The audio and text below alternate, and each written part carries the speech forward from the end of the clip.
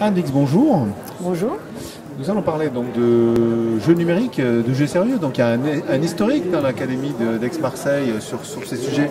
Oui, effectivement, ça fait maintenant depuis 2010, donc 7 ans, qu'on propose aux enseignants de l'Académie des formations autour des jeux numériques et leurs usages.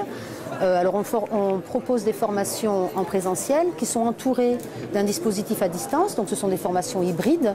Et donc on propose des formations dans le cadre de certaines disciplines et aussi des formations d'équipe en établissement. Avec chaque fois donc avant, pendant et après un dispositif qui permet de rester en contact avec les stagiaires et de leur proposer de revenir sur certains contenus qu'on a abordés en présentiel. Le clou dans ce dispositif? Le clou. Donc le clou, CL2O. Donc cet acronyme signifie cours en ligne ouvert dans l'organisation.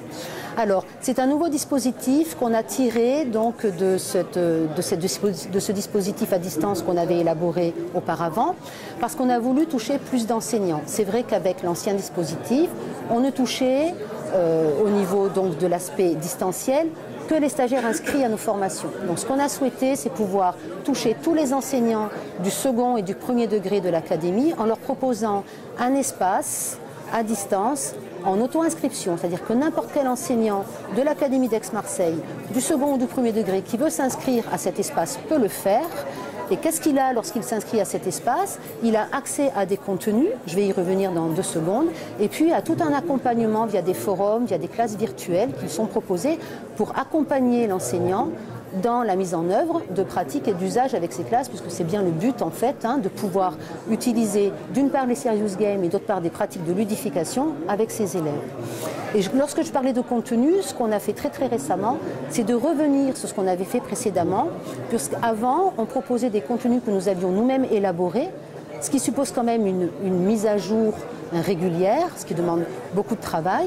Et donc, il s'est avéré cette année que le portail national Apprendre avec les jeux numériques a ouvert, voilà, et qu'il y a eu un MOOC aussi ouvert très récemment sur les usages de jeux sérieux. Et donc, on a pensé qu'on pouvait très bien s'inscrire en complémentarité dans ce nouveau dispositif. Du coup, on a enlevé les contenus qu'on avait élaborés et qui devaient être mis à jour pour proposer, après une présentation bien sûr des enjeux, des problématiques, des liens, d'une part vers donc ce portail Apprendre avec le jeu numérique, le portail national, et d'autre part vers le MOOC, qui va fermer dans quelques semaines et qui rouvrira plusieurs fois dans l'année. Donc on pense que c'est un dispositif complémentaire qui propose aux enseignants différentes manières d'aborder la problématique des jeux numériques et de la ludification. Et donc, voilà, ça a ouvert en septembre dernier. Et ce qu'on compte faire maintenant, c'est proposer, puisqu'il s'agit d'un parcours magistère, magistère étant une plateforme nationale, ce qu'on se propose de faire, c'est de proposer ce parcours au plan national pour que chaque académie ensuite puisse le prendre en charge, le modifier s'il le souhaite, dans le sens qu'il souhaite. Ça fait un cadre, c'est plus simple que de partir de zéro, pour que chaque académie puisse ensuite accompagner comme il le souhaite les enseignants qui sont intéressés par les jeux numériques. Alors on reste dans l'auto-formation.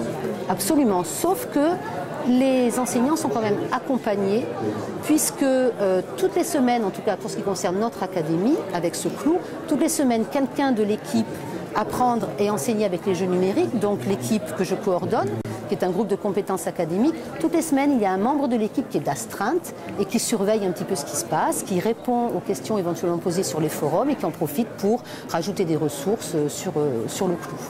D'accord. Ça a concerné combien d'enseignants?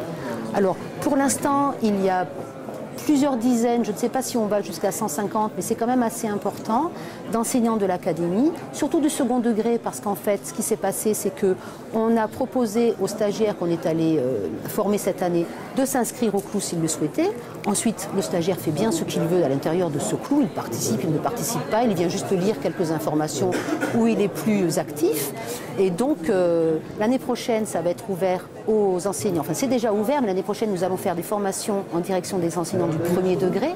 Donc nous pensons qu'il y aura encore plus de participants à ce clou. Donc c'est quelque chose qui va monter en puissance dans les mois qui viennent. Le sujet de la ludification, le jeu sérieux, est-ce que c'est toujours à la mode? Est-ce que c'est toujours tendance ou est-ce qu'on est passé à autre chose? Je pense de plus en plus. Ceci dit, ça reste de toute façon des pratiques et des ressources qui doivent être utilisées si elles sont pertinentes par rapport à l'objectif pédagogique poursuivi par l'enseignant. Le frontal, par exemple, qui est une pratique pédagogique qu'on remet bien sûr en cause, n'a pas à être remis en cause si elle est choisie. Le problème, c'est lorsqu'elle n'est pas choisie et qu'elle est utilisée tout le temps.